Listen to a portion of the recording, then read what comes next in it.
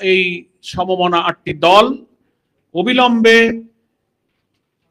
প্রধান উপদেষ্টা, তিনি যেমন সরকারেরও প্রধান তেমনি ন্যাশনাল কনসেনসাস কমিশনেরও প্রধান, দুই প্রধান দায়িত্বের কারণে এখন ওনার দায়িত্ব হয়ে পড়েছে জাতিকে এই সংকট মুক্ত করা, সংশয় মুক্ত করা, রাজনীতির আকাশে যে মেঘ জমেছে মেঘটাকে দূর করে একটা আলোর নিশানা উনি দিতে পারেন, এবং সেটা নভেম্বরের মধ্যেই গণভোটের তারিখ দিতে হবে। আর জুলাই সনদের ব্যাপারে যে আদেশ জারির ব্যাপারে ঐক্যমত হয়েছি, এই আদেশটা খুব অবিলম্বে জারি করা দরকার।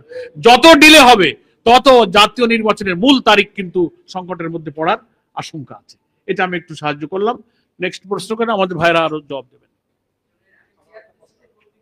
হ্যাঁ না, বুড়ো আপনি হন, আপনার চেয়ে বুড়ো আছে এখানে। হ্যাঁ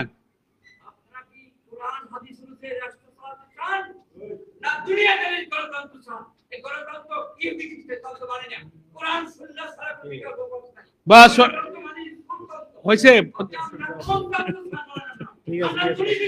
আপনার আরে বাবা, আপনি এটা তো সংবাদ সম্মেলন, আপনার বক্তৃতা হয়ে গেছে, প্রশ্ন হয় নাই, বসেন আমরা উত্তর দিতেছি। কোরআন সুন্নাহর ভিত্তিতে একটি কল্যাণ রাষ্ট্র গঠন আমাদের লক্ষ্য, সেটার তো একটা প্রক্রিয়া আছে, সামনের নির্বাচনটা সে প্রক্রিয়ার একটা অংশ।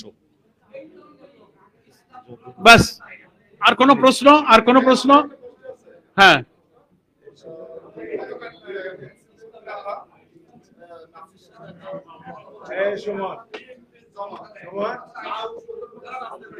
হ্যাঁ বুঝলাম না, আবার বলেন।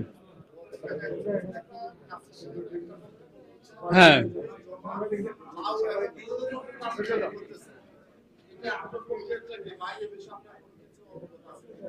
আমরা এইরকম রাজনৈতিক দলের নেতারা এইসব রাজনৈতিক সমস্যার সময় এক এক মন্তব্য করে, তো যেসব রাজনীতির প্রশ্নগুলো অরাজনৈতিক ভাষায় আসে আমরা তার জবাব দিতে চাই না, জনগণ এটা বিচার করবে।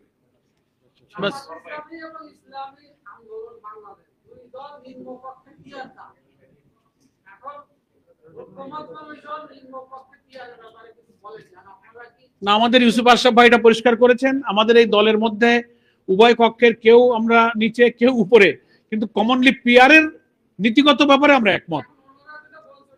হ্যাঁ ওটা তো আমরা মানি, মানে উচ্চ কক্ষের ব্যাপারে তো আমাদের আপত্তি নেই, যা আমাদের নিম্ন কক্ষের দাবি অব্যাহত আছে।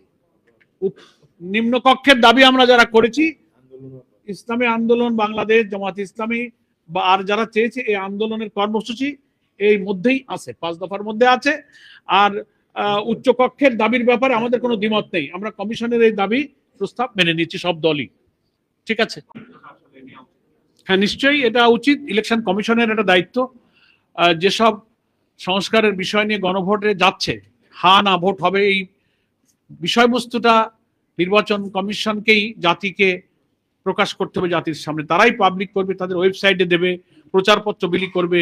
এই যে 48টি সংস্কার প্রস্তাব একমত হয়ে যেটা গণভোটে যাইতেছে, সেই বিষয়গুলো কি, এগুলো ভোটারদের জানাবার দায়িত্ব সরকারের এবং ইলেকশন কমিশনের, এটা ওনারা জানাবেন। আর ইন দি মিন টাইম আমরা দলগুলো তো প্রচার করছি, আর এই 2-3 মাস ধরে যে ঐক্যমত্য কমিশনের দফায় দফায় মিটিং, কোনটা হা কোনটা না, মিডিয়াতে আমাদের নেতারা সব বলছে না, জাতির জানা হয়ে গেছে প্রায় সব, এখন লিখিতভাবে এটা জানানোর দায়িত্ব ইলেকশন কমিশনের।